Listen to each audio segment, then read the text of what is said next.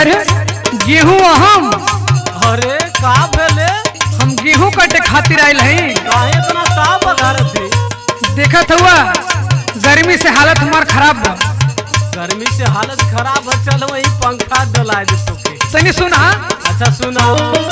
चैत के घाम दौड़ काटे ये राजा, गरमिया से उठवा फाटे ये राजा।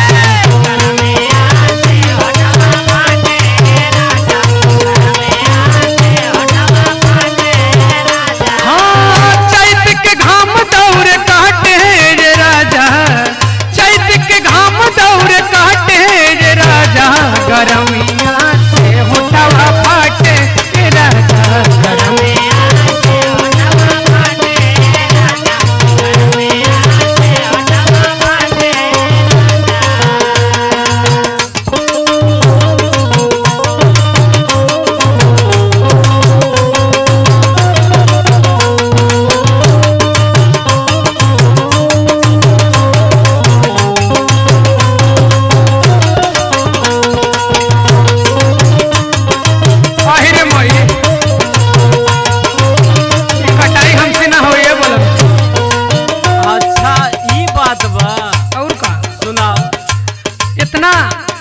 बढ़िया से हम सजल संवरल हैं, ब्यूटी पार्लर करा के आयल हैं, कुछ खराब ना हो जाए हो मेकअप।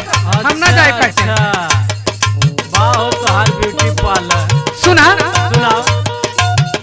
ऊपर से घाम जहर नीचवा जमीन हो, लूह से खराब हो तारा जाई सकीन हो।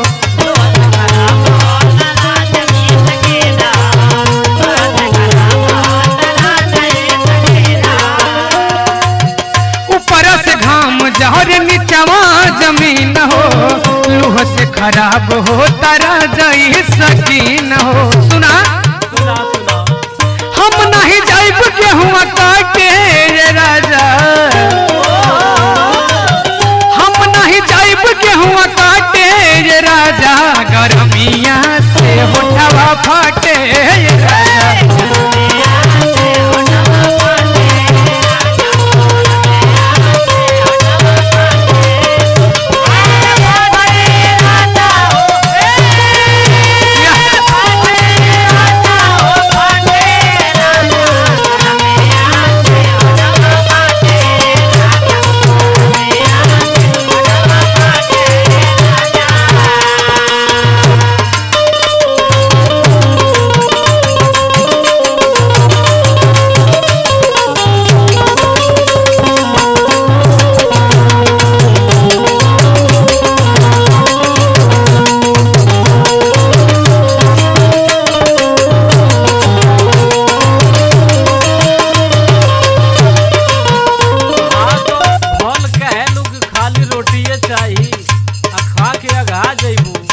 ये सुना हो, अरे केहू मनई के लगवा लेता कटवा लेता, का हमरा के परेशान करबा हो। हो दादा एकदम एमे भी ये पास करके आइल हो तू।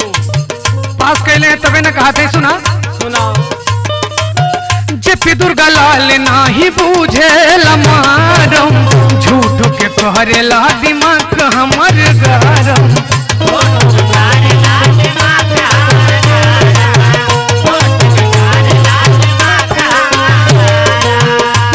दुर्गा लाल नाही बूझे लमारम, झूठो के कहरेला दिमाग हमर गरम।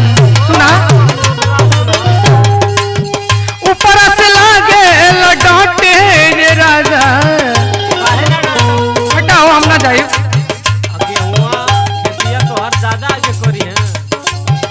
ऊपर से लागे डांटे ये राजा, गरमिया से उठवा फाटे ये राजा।